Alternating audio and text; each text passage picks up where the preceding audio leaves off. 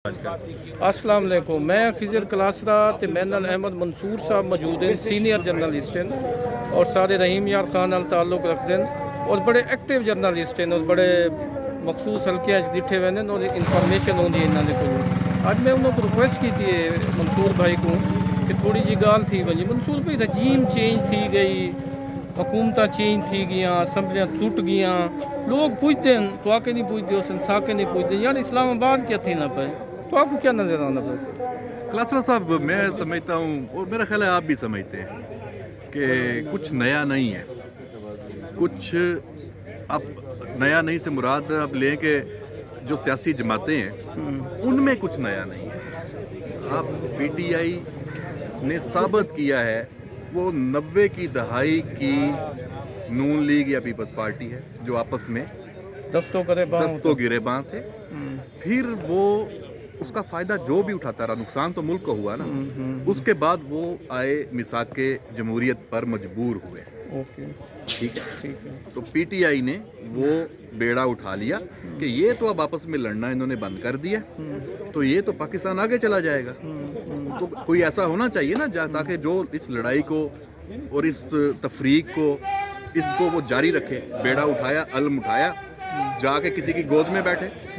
जिनकी गोद में बैठे वो अब सब ओपन है, जिस तरह इस्तेमाल हुए सब कुछ ओपन है। तो उन्होंने फिर वही माहौल बना दिया कि इस मुल्क में ना सियासत होगी, ना पार्लियामेंट होगी, ना असम्बलियाँ होंगी, ना हुकूमत होगी, ना जमहूरियत होगी, ना कोई निज़ाम होगा, ना डॉलर होंगे, ना पैसा होगा। ये इस वजह से है कि ये सारे आज भी बैठने पे आप तैयार नहीं हैं। अब आज असद उमर को सुन लें, सब कुछ जो बड़ी लंबी डिबेट है होने की, आज वो कह रहे हैं ना कि बैठें और इलेक्शन की तारीख दें। तो भाई होते होते इलेक्शन की तारीख तो अक्टूबर की आ रही है, जो असम्बलियों की एक मुतय्यन मुद्दत थी, तो आप उसमें उस वक्त भी बैठ जाते। और कितनी खूबसूरत बात कल फवाद चौधरी साहब कर रहे थे कि बदकिस्मती है कि हम सियासतदान एक दूसरों को गिरफ्तार करवाते फिर रहे हैं। कितनी खूबसूरत बात है, लेकिन समझ कब आई है? खुद गिरफ्तार हुए। तो ये देखें, ये अलमिया इसमें अब वही चीज़ जो पीटीआई करती आ रही थी वो पीडीएम बदला ले रही है। ये भी गलत है मेरी नज़र में, नहीं होना चाहिए और इनको अब भी बैठना चाहिए। कलासरा साहब, नुकसान आपका, मेरा, पाकिस्तान का है। मैं यहाँ पे एक बात और कहूँगा, ये वो मुल्क है जहाँ पे आप इस्टेब्लिशमेंट, यहाँ पे अदलिया, यहाँ पे मीडिया, यहाँ पे तमाम सियासी जमातें, पीटीआई, जरदारी, नवाज शरीफ, ब्यूरोक्रेसी, सब फ़ायदे में हैं। खसारे में सिर्फ पाकिस्तान है और अवाम है। अच्छा, मैं आपको वो करना चाह रहा हूँ कि पीटीआई ना जनरल बाजवा साहब के हवाले से बड़ी गुफ्तगू करती है और बहुत खुल के कर रही है, इमरान खान साहब और बाकी लोग। बाजवा साहब का रोल क्या रहा, आप क्या देखते हैं? देखें, रोल उनका क्या रहा वो इमरान खान साहब ने बता दिया, और इमरान खान साहब का रोल क्या रहा वो बाजवा साहब के दोस्तों के ज़रिए भी सामने आ रहा है। वो जब आपने देखा कि DGISI प्रेस कॉन्फ्रेंस उन्होंने की, अभी जनरल बाजवा रुखसत नहीं हुए थे, और इमरान खान साहब की वो तमाम बातें जो वो पसे पर्दा ड्राइंग रूम्स में बैठ के करते रहे, उनकी पार्टी करते रही, खोल के रख दी ना। उनका जवाब तो आज तक नहीं आया, ना डिनाई किया कि आप किस तरह ब्लैकमेल करते थे,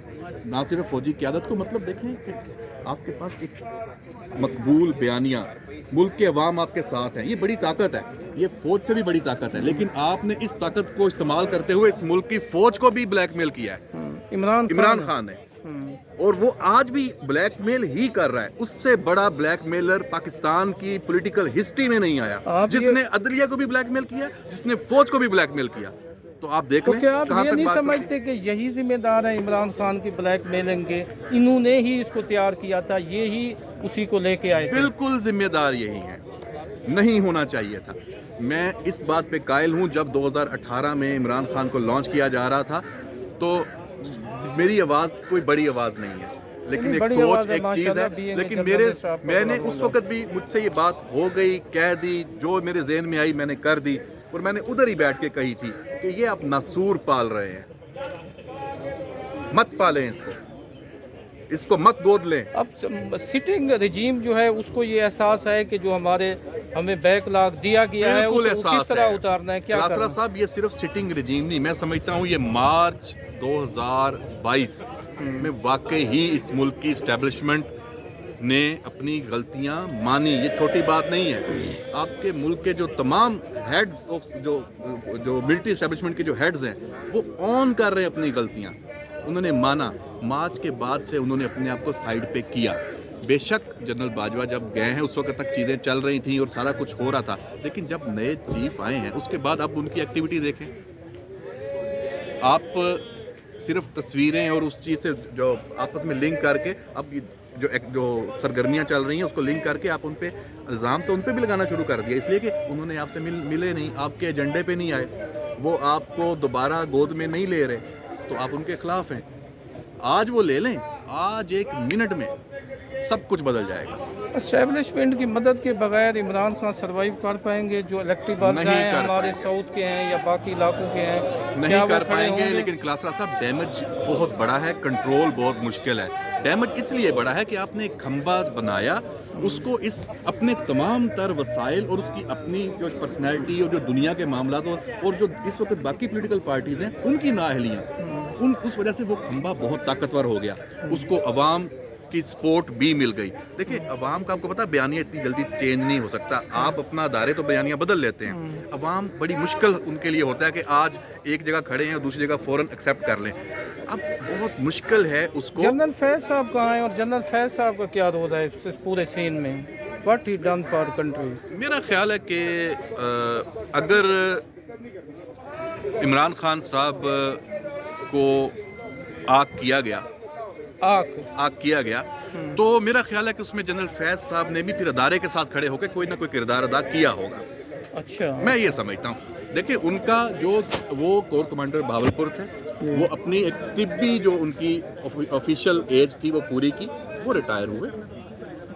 ریٹائر اس طریقے سے ہوئے جو یہ ٹرینڈ ہوتا ہے فوج میں کہ نیا آرمی چیف بنتا ہے وہ کنسیڈر نہیں ہوتے.